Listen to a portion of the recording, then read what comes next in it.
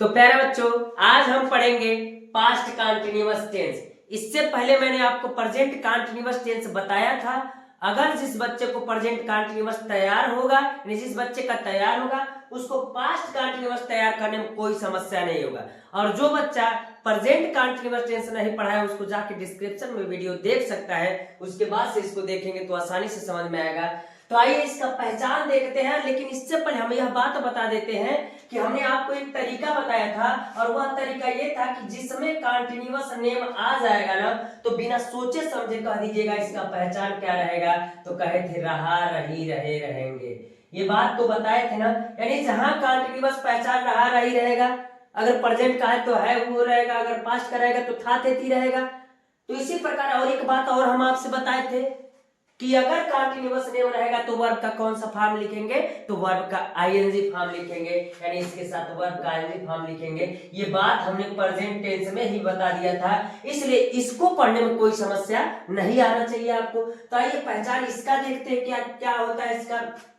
कह रहा है जिस वाक्य के अंत में रहा था, रही थी, रहे थे इत्यादि शब्द आता है तो पास्ट कंटीन्यूअस टेंस कहलाता है। यानी जिस वाक्य के अंत में रहा था, रही थी, रहे थे इत्यादि शब्द आता है। तो आइए देख लेते हैं, यहां दिया है कि रहे थे आया कि नहीं। तो जब रहा था, रही थी, रहे थे में से कोई भी आ जाएगा तो वह आपका पास्ट कंटीन्यूअस टेंस कहलाएगा। तो इसको बनाने के नियम क्या है, तो कह रहा है ऐसे वाक्यों को बनाते समय एक वचनकर्ता के साथ वाज लगाइएगा। अगर एक वचनकर्ता होगा तो वाज लगाइएगा। और इससे पहले मैंने आपको बता दिया था प्रेजेंट कंटीन्यूअस टेंस में कि जहां पर रहा, रही रहता है वहां पर है, वो या था, थे की अंग्रेजी लिखी जाती है, तो यहाँ पर भी लिखा जाएगा। तो एक वचनकर्ता के साथ वाज लिखिएगा और बहुवचनकर्ता के साथ वेयर लिखिएगा, यानी वेयर का प्रयोग करते हैं। लेकिन आई के साथ भी वाज का ही प्रयोग किया जाता है। और वर्ब का कौन सा फॉर्म लिखते, तो वर्ब का आईएनजी फॉर्म लिखते हैं। यानी इतनी बात में तो आपको कोई समस्या है नहीं। अगर हम कहेंगे इसका स्ट्रक्चर क्या होता है, तो इसका स्ट्रक्चर हो जाएगा आपका subject plus was were plus verb का ING form plus subject plus other word. यानी जिसको ये स्ट्रक्चर याद होगा, यानी फार्मूला याद होगा, तो इसको बनाने में कोई दिक्कत नहीं होगा। तो इसमें सब्जेक्ट क्या है, तो अगर कहेंगे सब्जेक्ट इसमें क्या है, तो सब्जेक्ट आपको दिखाई दे रहा है कि क्या है, अध्यापक है। तो सबसे पहले क्या हो जाएगा, तो कहेंगे द टीचर हो जाएगा। तो द टीचर हम क्या करेंगे, लिखेंगे। अब बताइए एक वचन है कि बहुवचन है, एक वचन है तो क्या लगेगा, वाज लगेगा। अब तो क्या पढ़ा रहे हैं ना, तो क्या कर रहे हैं, टीचिंग। तो कहेंगे teaching math in the room. तो इन द रूम लिख दीजिए। तो in the room full stop हो जाएगा। अगला कर हम सुबह में कानपुर जा रहे थे। तो हम एक वचन है कि बहुवचन, तो कहेंगे बहुवचन है, तो इसका बनेगा तो कहेंगे we were going to Kanpur in the morning. सुबह में दिया है तो इन द मॉर्निंग, यानी इतनी बात तो हो जाएगी, यानी ये भी हो जाएगा। तो इस प्रकार अगर रहेगा अफर्मेटिव वाला, तो ये अफर्मेटिव वाला अफर्मेटिव इस प्रकार हो जाएगा। अब बस इसमें जिसको अफर्मेटिव आ गया तो फिर क्या ही दिक्कत है। अगर निगेटिव बनाना होगा, इंट्रोगेटिव यस नो डिटेल बनाना होगा तो क्या दिक्कत है। अगर यही निगेटिव रहेगा तो निगेटिव में रहेगा वाज वेयर के बस बाद क्या लग जाएगा, तो वाज वेयर के बाद नॉट लग जाएगा। तो आइए हम देखते हैं कि इसका निगेटिव सेंटेंस क्या होता है और किस प्रकार होगा। तो इसका जो निगेटिव सेंटेंस होता है, यानी नकारात्मक वाक्य क्या कहता है, और जब निगेटिव सेंटेंस रहेगा तो उसमें कैसे लिखेंगे हम आपको बताते हैं। तो हमने कहा ऐसे वाक्यों को बनाते समय एक वचनकर्ता के साथ वाज नॉट का तथा बहुवचनकर्ता के साथ वेयर नॉट का प्रयोग करते हैं, तथा आई के साथ वाज नॉट का प्रयोग करते हैं। और वर्ब का कौन सा फॉर्म लिखते हैं, तो वर्ब का आईएनजी फॉर्म इसमें भी रहता है, इसमें कोई दिक्कत नहीं है। तो हम कहेंगे इसका स्ट्रक्चर क्या हो जाएगा, तो स्ट्रक्चर कहेंगे subject plus was were plus not plus verb का ING form plus subject plus other word. यानी हम यह कह सकते हैं कि अगर निगेटिव सेंटेंस रहेगा तो निगेटिव सेंटेंस में एक ही काम करेंगे, बस वाज वेयर के बाद नॉट को जोड़ देंगे, बाकी कोई परिवर्तन आपको नहीं करना है। यानी अगर इसका एग्जाम्पल देखें तो एग्जाम्पल क्या होता है, ये देखते एग्जाम्पल क्या कहता है। पहला कह रहा है विशाल खेत में फुटबॉल नहीं खेल रहा था। विशाल एक वचन है तो कहेंगे विशाल वाज नॉट हो जाएगा। क्या कर रहा था, खेल रहा था, तो कहेंगे प्लेइंग फुटबॉल। कहाँ, इन द फील्ड, खेत में, तो इन द फील्ड भी हो जाएगा। यानी बस हमको एक ही परिवर्तन करना है, वह आपका यह है कि बस वाज वेयर के बाद क्या लग जाएगा, नॉट लग जाएगा। अब कहे कि बच्चे कक्षा में उपन्यास नहीं लिख रहे थे, तो हम कहेंगे तो क्या हो जाएगा, तो कहेंगे द चिल्ड्रेन वेयर नॉट। अरे चिल्ड्रेन बहुवचन है ना, तो वेयर नॉट, और क्या कर रहे हैं, लिख रहे हैं, तो क्या कहेंगे, तो राइटिंग कहेंगे, writing novel in the class, तो हो जाएगा इन द क्लास। उम्मीद कर रहे हैं प्यारे बच्चों ये बात समझ में आ रही होगी। यानी इसका निगेटिव भी हो जाएगा। अगर इंट्रोगेटिव की बात की जाएगी तो इंट्रोगेटिव सेंटेंस यस नो वाला होगा, तो उस स्थिति में क्या होगा, और डिटेल वाला होगा तो क्या होगा। तो आइए अब हम देखते हैं कि इंट्रोगेटिव यस नो वाला क्या होता है।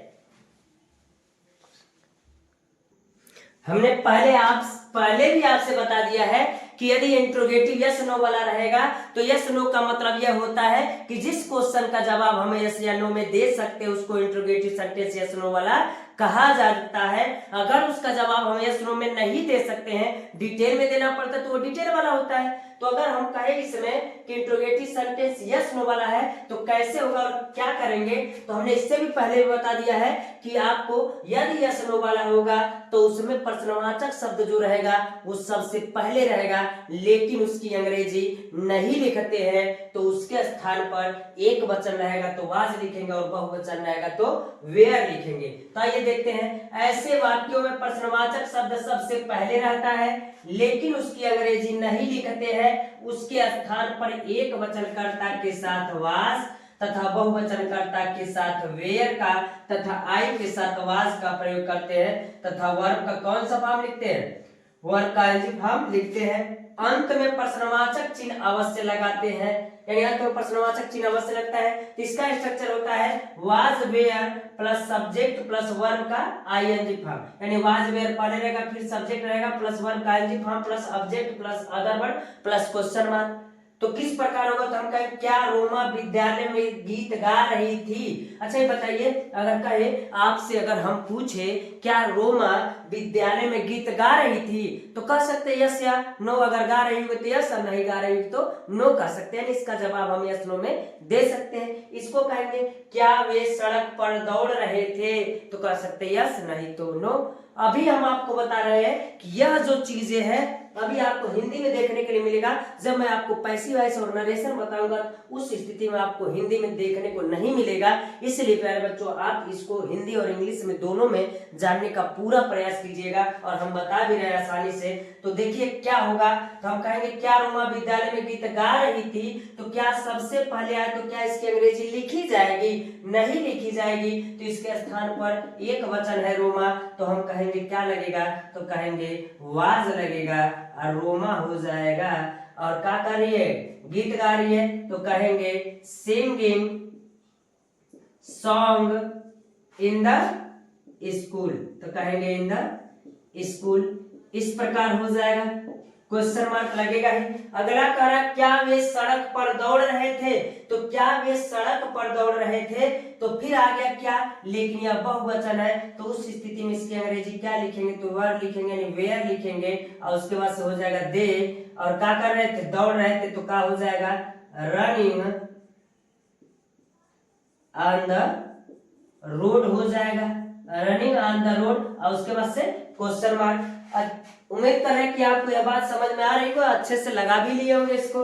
तो अब आइए देखते हैं कि इंट्रोगेटिव सेंटेंस डिटेल वाला क्या होता है और उसको किस प्रकार हम क्या करेंगे, बनाएंगे। तो प्यारे बच्चों यदि डिटेल वाला रहेगा तो डिटेल का मतलब ये होता है कि जिस क्वेश्चन का जवाब हम यस नो में नहीं देंगे, किस में देंगे, डिटेल में देंगे, तो उसको डिटेल वाला कहते हैं। अगर उसको बनाना होगा तो किस प्रकार बनाएंगे, यस नो वाले से कितना अंतर होता है और किस प्रकार उसको बनाएंगे, उसके स्ट्रक्चर में और इसके स्ट्रक्चर में कितना अंतर होता है, यह सब चीज इसमें हम क्या करेंगे, देखेंगे। तो कहेंगे कि अगर इसका रूल देखेंगे तो कहेंगे ऐसे वाक्यों में प्रश्नवाचक शब्द बीच में रहता है, प्रश्नवाचक शब्द बीच में रहता है। देखिए क्या आया, कहाँ आया, बीच में रहता है, लेकिन उसकी अंग्रेजी सबसे पहले लिखते नहीं, लेकिन उसकी अंग्रेजी सबसे पहले लिख देते हैं। बाकी सारा नियम कौन सा है, तो बाकी सारा नियम यस नो वाला ही है। अगर हम कह दे यहाँ से अगर इसको बंद कर दे तो आपको ऐसा नहीं लग रहा कि सर यस नो वाला ही नियम है, बस उसमें क्या हो जाएगा, क्वेश्चन वर्ड आगे जुड़ जाता है, बाकी सब नियम वही रहता है। इसलिए हमने बड़ा ना हो नियम इसलिए लिख दिया, बाकी सारा नियम वही यस नो वाला ही रहता है। अब कहे कि इसको बनाएंगे कैसे, तो स्ट्रक्चर है, आराम से बना सकते हैं। तो सबसे पहले क्वेश्चन वर्ड की अंग्रेजी क्या है, तो कह रहे चपरासी सुबह में घंटी क्यों बजा रहा है, क्यों रहेगा, क्यों बजा रहा था, तो सबसे पहले यानी वाई कहेंगे, क्योंकि इसी की अंग्रेजी सबसे पहले लिखा जाएगा। फिर वाज या वेयर, तो चपरासी एक वचन है कि बहुवचन, तो कहेंगे एक वचन है तो क्या लग जाएगा, वाज लगेगा, और द प्यून लगेगा, द प्यून हो जाएगा, द प्यून हो गया। Ringing the bell, ringing the bell in the school, तो हो जाएगा इन द स्कूल, और अंत में प्रश्नवाचक चिन्ह अवश्य लगाएंगे। अगला करें सोहन लाल पत्र कहाँ लिख रहा था, तो कहाँ आ गया, तो सबसे पहले क्या हो जाएगा, तो हम कहेंगे वेयर, और उसके बाद से क्या हो जाएगा, सोहन लाल एक वचन है तो हो जाएगा वाज सोहन लाल लिख रहा था, तो हम कहेंगे राइटिंग लेटर, राइटिंग लेटर, बस राइटिंग लेटर ही कह रहा है कि पत्र लिख रहा था, राइटिंग लेटर। तो उसके बाद से क्या हो जाएगा, तो हम कहेंगे क्वेश्चन मार्क, यानी इसमें भी हो गया क्वेश्चन वर्ड, वाज या were, Sohan Lal, subject and verb का एनजी फॉर्म हो जाएगा, ऑब्जेक्ट हो जाएगा, गड़बड़ कुछ है नहीं तो नहीं लिखेंगे। इस प्रकार प्यारे बच्चों आज आपका पास्ट कंटीन्यूअस टेंस भी आपका क्या हो गया, समाप्त हो गया। उम्मीद कर रहे हैं सब चीजें आपको अच्छे से समझ में आ रहा होगा। यदि आपको यह वीडियो समझ में आ रहा है तो आगे भी पढ़ाई कीजिए और यह वीडियो अन्य अपने दोस्तों को भी भेजिए। अगर यह सब चीज समझ में आ रहा है तो चैनल को सब्सक्राइब भी कर लीजिएगा और बेल आइकन को भी दबा लीजिएगा। आज के लिए इतना रहने देते हैं प्यारे बच्चों, धन्यवाद।